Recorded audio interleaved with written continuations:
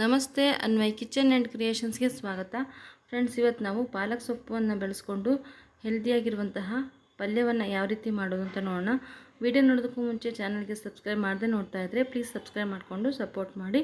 ಇವಾಗ ಸೊಪ್ಪಿನ ಪಲ್ಯವನ್ನು ಯಾವ ಥರ ಮಾಡೋದು ಅಂತ ನೋಡೋಣ. ನೋಡಿ, ನಾನಿಲ್ಲಿ 2 ಕಟ್ ಆಗೋಷ್ಟು ಪಾಲಕ್ ಸೊಪ್ಪನ್ನು ಚೆನ್ನಾಗಿ ವಾಶ್ ಮಾಡಿಕೊಂಡು ನಂತರ ಈ ಥರ ಕಟ್ ಮಾಡಿ ಇಟ್ಕೊಂಡಿದ್ದೀನಿ. ಪಾಲಕ್ ಸೊಪ್ಪು 2 ಕಟ್ ತೊಗೊಂಡಿದ್ದೀನಿ ನಾನಿಲ್ಲಿ. ಜಾಸ್ತಿ ಬೇಕು ಅಂದರೆ ಜಾಸ್ತಿ ಉಪಯೋಗಿಸ್ಕೊಳ್ಬೋದು. ನಂತರ ಒಂದು ಬಾಣಲಿಯನ್ನು ಬಿಸಿಗೆ ಇಟ್ಕೊಂಡಿದ್ದೀನಿ. ಆ ಬಾಣಲಿಗೆ 1 ಚಮಚದಷ್ಟು ಎಣ್ಣೆಯನ್ನು ಹಾಕ್ಕೊತಾ ಇದ್ದೀನಿ. ಇದಕ್ಕೆ ಜಾಸ್ತಿ ಎಣ್ಣೆ ಎಲ್ಲ ಏನು ಬೇಕಾಗೋಲ್ಲ, 1 ಚಮಚ ಎಣ್ಣೆ ಹಾಕ್ಕೊಂಡ್ರೆ ಸಾಕಾಗತ್ತೆ. ಎಣ್ಣೆ ಸ್ವಲ್ಪ ಬಿಸಿ ಆದಮೇಲೆ ಅದಕ್ಕೆ ಒಂದು ಅರ್ಧ ಚಮಚದಷ್ಟು ಸಾಸಿವೆ ಮತ್ತು ಒಂದು ಅರ್ಧ ಚಮಚದಷ್ಟು ಉದ್ದಿನ ಬೇಳೆಯನ್ನು ಹಾಕೋಣ. ಸಾಸಿವೆ ಮತ್ತು ಉದ್ದಿನ ಬೇಳೆ ಎರಡೂ ಕೂಡ ಸ್ವಲ್ಪ ಕೆಂಪಾದ ಮೇಲೆ ಪಟ ಅನ್ನಬೇಕು ಸಾಸಿವೆ. ಅಷ್ಟು ಆದ ತಕ್ಷಣ ಅದಕ್ಕೆ ನಾವು ಒಂದು 1/4 ಟೀ ಸ್ಪೂನಷ್ಟು ಅರಿಶಿಣ ಮತ್ತು ಒಂದು ಮೀಡಿಯಮ್ ಗಾತ್ರದ ಈರುಳ್ಳಿ ಮತ್ತು 2 ಹಸಿಮೆಣಸಿನ್ಕಾಯಿನ ನಾನು ಕಟ್ ಮಾಡಿ ಇಟ್ಕೊಂಡಿದ್ದೀನಿ. ಅದನ್ನ ಹಾಕ್ತಾಯಿದ್ದೀನಿ. ನಿಮ್ಮ ಖಾರಕ್ಕೆ ನೋಡಿಕೊಂಡು ಹಸಿಮೆಣಸಿನ್ಕಾಯಿನ ಬಳಸ್ಕೊಳ್ಳಿ.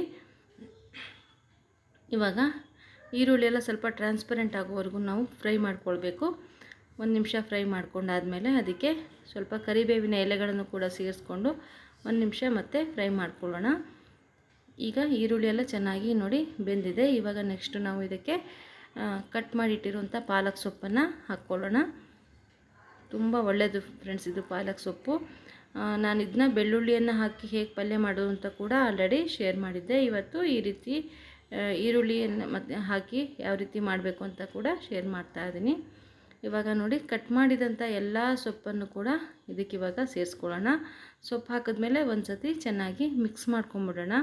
ಮಿಕ್ಸ್ ಮಾಡಿದ್ದಾದಮೇಲೆ ಇದಕ್ಕೆ ನಾವು ಉಪ್ಪು ಮತ್ತು ಹುಳಿಯನ್ನು ಸೇರಿಸೋಣ. ಯಾಕೆ ಅಂತಂದರೆ ಸೊಪ್ಪು ಇವಾಗ ಮಿಕ್ಸ್ ಮಾಡಿದ ತಕ್ಷಣ ಸ್ವಲ್ಪ ಕಡಿಮೆ ಆಗುತ್ತೆ. ಮುಂಚೆನೇ ಹಾಕ್ಕೊಂಬಿಟ್ರೆ ಎಷ್ಟು ಹಾಕಬೇಕು ಅಂತ ಗೊತ್ತಾಗೋದಿಲ್ಲ. ಅದಕ್ಕೋಸ್ಕರ 1 ನಿಮಿಷ ಈ ಥರ ಮಿಕ್ಸ್ ಮಾಡ್ಕೊಂಬಿಡೋಣ.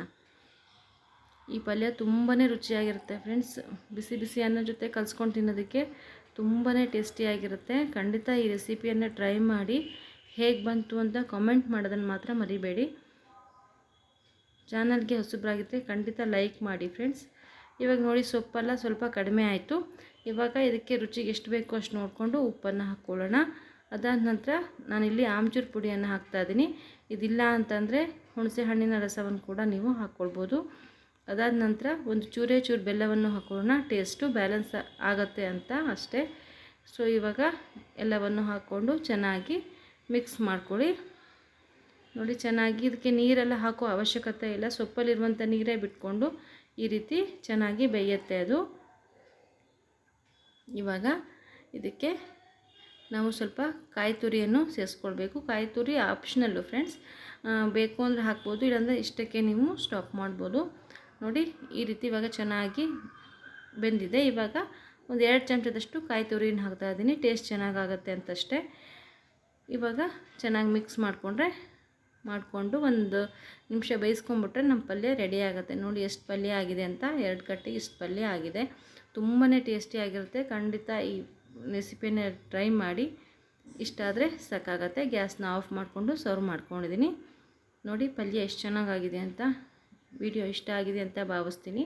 ಇಷ್ಟ ಆಗಿದರೆ ಖಂಡಿತವಾಗಿಯೂ ಲೈಕ್, ಶೇರ್, ಕಮೆಂಟ್ ಮಾಡೋದನ್ನು ಮರಿಬೇಡಿ. ಮತ್ತೊಂದು ವಿಡಿಯೋದೊಂದಿಗೆ ಸಿಗ್ತೀನಿ. ಅಲ್ಲಿವರೆಗೂ ಥ್ಯಾಂಕ್ ಯು ಫಾರ್ ವಾಚಿಂಗ್.